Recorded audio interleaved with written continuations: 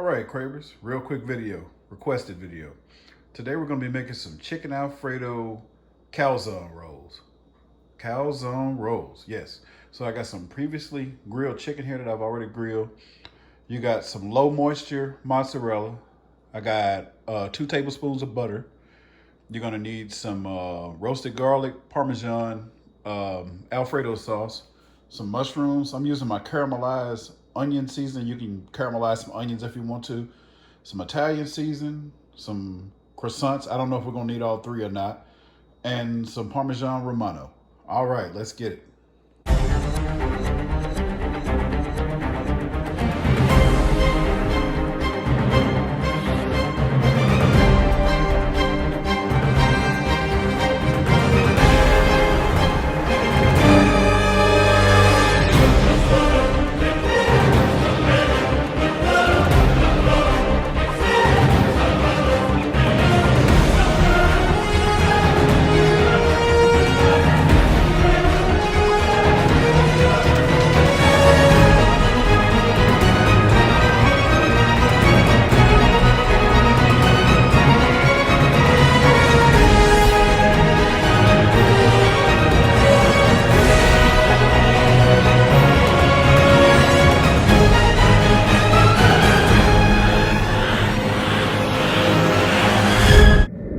All right, we're gonna get our old pizza pan or your new pizza pan, but mine has been used for years and it works best when it's old to me.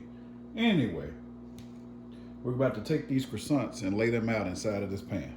I'm gonna show you how. All right, so go ahead and get those croissants open.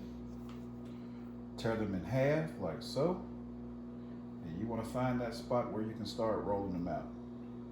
I found my little edge right here. So you wanna roll them out. Take that one little square right here, rectangle or whatever, lay it out. Do the same thing with the next one. You wanna overlap it. So you want it to overlap about like that. Press it in and start closing those edges up. You'll see those little splits in there. See those little splits? Take your fingers and close those up. And you're gonna continue this all the way around the pan. All the way around. One can should get you about there. Now you start on the second can, keep it going. All right, so this is 2.5. I got it all the way around my pan. You say, Carlos, I don't have a pizza pan. Or use your cookie sheet or whatever. And you can use less croissants. If you have to, you're gonna take one piece and put it here in the middle. And if that one piece doesn't fill it, then take a piece off of another. But you wanna basically close all those gaps and press that down. Go all the way around, pressing it in to make it one whole piece. All right, so now I'm gonna get one of these little angles off of here. So tear it open, take you one of those little angles off. Set it right there. If you're from Arkansas, you're gonna say set it right there. Anywhere else, you'll say sit it right there. Some people in Texas talk like people from Arkansas. But anyway, that's what it should look like when you finish. You get it all pressed in together. So now you're gonna chop all your chicken breasts up into small pieces. All right. Next, you see that you got your chicken all diced up. Looking really nice and pretty. So now you're gonna take that and put it into a bowl. And don't start teasing my bowls. My wife bought these new, I guess it's Pioneer Woman or something bowls. Don't talk about them. She can decorate the kitchen however she wants to. And I don't mind using them. Anyway, get that chicken into a bowl. You want to go ahead and wash and drain those mushrooms and get those chopped up into fine bite-sized pieces also. All right, now that you've done that, take some of your caramelized onion season, or either caramelize some onions and season them. Drop you about 3 tablespoons over in there, or however many onions you like. If you like a lot of onions, put as many in there as you want to. Just make sure they're chopped up bite-sized. You want everything bite-sized. So now you'll have to excuse me while I get this Italian season open that I got here. I didn't know it was a new one. So you want to drop probably about 2 tablespoons of that Italian seasoning in there. All right. Now take some of your Parmesan Romano and you're gonna put about, I would say, about 4 tablespoons in there. Let's try 4 tablespoons. Yep, about 4 tablespoons. All right, after you do that, you're gonna open up your mozzarella cheese. Get it all broken up.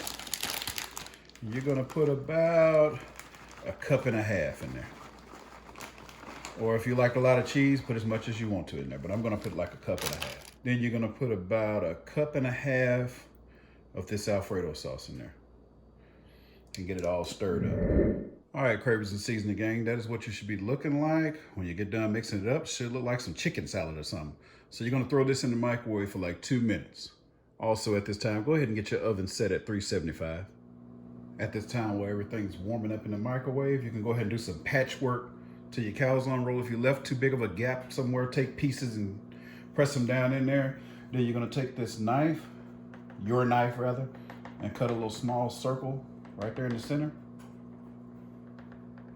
You may have to bounce it up and down like I'm doing to get it to cut properly, because that dough is almost like rubber once you get it all together. All right, that's just about it. Let's see if we can tear that out of there. And don't worry, you're not gonna waste anything and throw it in the garbage. Sit this on a piece of aluminum foil or in another little small pan, whatever pieces you got left. Make some croissants, save them for tomorrow.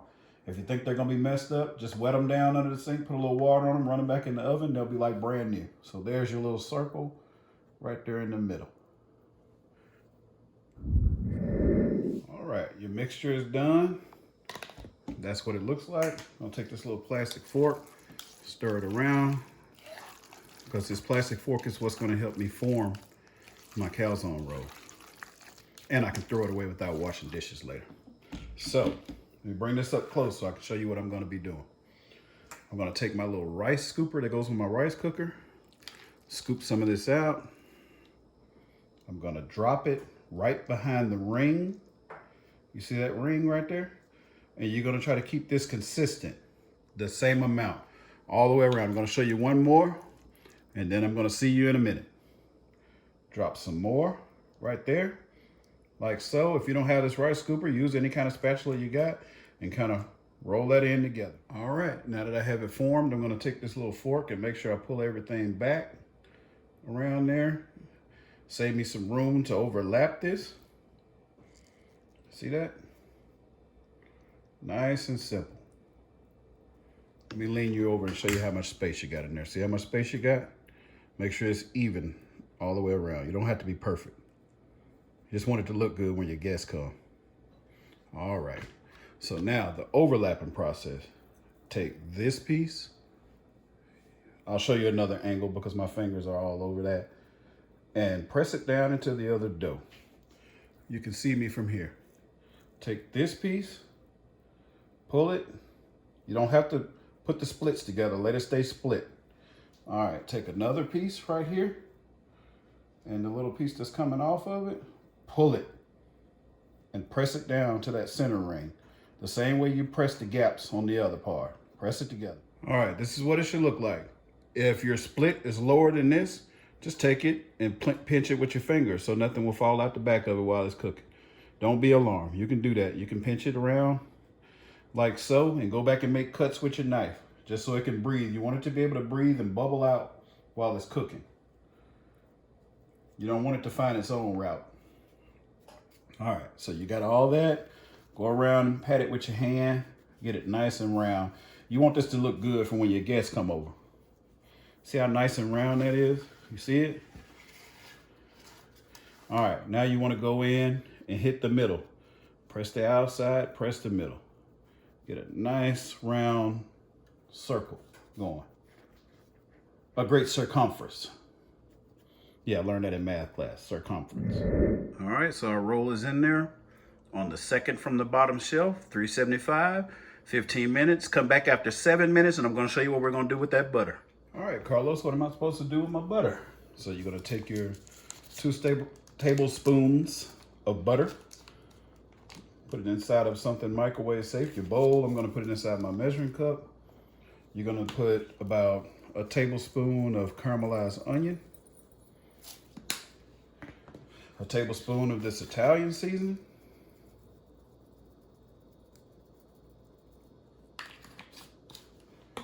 and about a half of a teaspoon of this Parmesan cheese. Gonna throw that in the microwave and get it stirred up. This is what we're gonna mop across the top of it when it's halfway done. Here it is, Cravers and Seasoning Gang. Get that whisked in together, really good.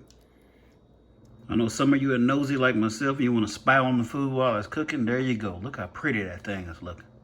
All right, enough of that. All right, Cravers and Seasoning Gang, this is after about 12 minutes. You see it's starting to brown on the top. So you wanna stir that mixture up. You can add a little garlic to it too if you want to. Some people like garlic butter. But anyway, you're gonna mop that over there. See how that's looking? Listen to that sizzle. Oh, it's smelling so good. Yeah, at this time, please don't forget to like, subscribe, share, tell your buddies. I mean, I don't mind showing you these videos. Just shout me out every once in a while to somebody. Let them know what's going on over here with Cravings with Carlos. All right, we're gonna get through mopping this thing down. And we're gonna sit it back in there. Or if you're from down south, we're gonna set it back down there. Make sure you go along the outside there. Let's be nosy again. Yeah, it's in there browning. So as soon as that thing gets golden brown or to your specification or to your likings, take it out. But I would say don't leave it in there no longer than a minute to 2 more minutes until that croissant is all the way done on top. Thanks for watching. I'll leave you some pictures after this.